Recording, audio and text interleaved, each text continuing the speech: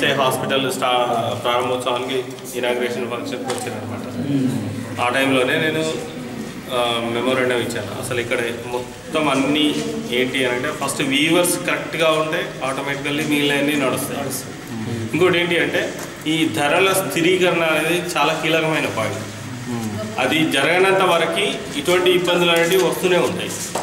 So central government ఏం చేయాలి అని అంటే ఈ సబ్సిడీ స్కీములు ఇవన్నీ పెట్టిన ధరల స్థిరీకరణ అనేది ఇప్పుడు ఇంటూ డే టు డే లైఫ్లో కమోడిటీస్ కావచ్చు, లేకపోతే ఇవి కావచ్చు, అన్నీ పెరుగుతూ పోతున్నాయి. కాబట్టి దే కాంట్ కదా, ఇప్పుడు వాళ్ళ లైఫ్ లీడ్ చేయడానికి కావాల్సిన సఫిషియెంట్ ఇన్కమ్ అనేది లేనప్పుడు దే కాంట్ గో, అంతే కదా. అది అంటే ధరల స్థిరీకరణ అనేది అవసరం. వీటన్నిటికంటే ముఖ్యమైన కారణం ఏంటి అంటే అవినీతి కనుక ఆఫీసులలో కానీ ఎక్కడ కానీ తగ్గితే ఇవన్నీ తగ్గుతాయి. అవినీతి ఎట్లా ఎఫెక్ట్ అవుతుంది? ప్రతి స్టేజ్లో ఎఫెక్ట్ అవుతుంది, ఎవ్రీ స్టేజ్. ఎట్లా? ఫర్ ఎగ్జాంపుల్ నేను ఇది ఒక 150 రూపీస్ కొన్నా అనుకోండి.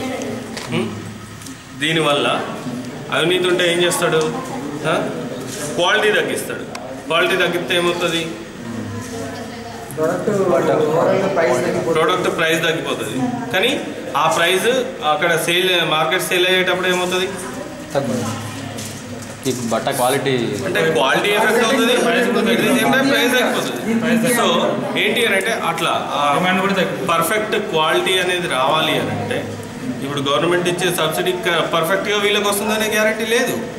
అడగండి, ఏదైతే కోఆపరేటివ్ సొసైటీస్కి గవర్నమెంట్ ఇచ్చే subsidy correct yarn, correct gauge ఉన్న యార్న్ వాళ్ళకి ఇస్తుందా అడగండి. సో ఏదైనా సరే అవినీతికి ప్రభావితం కానీ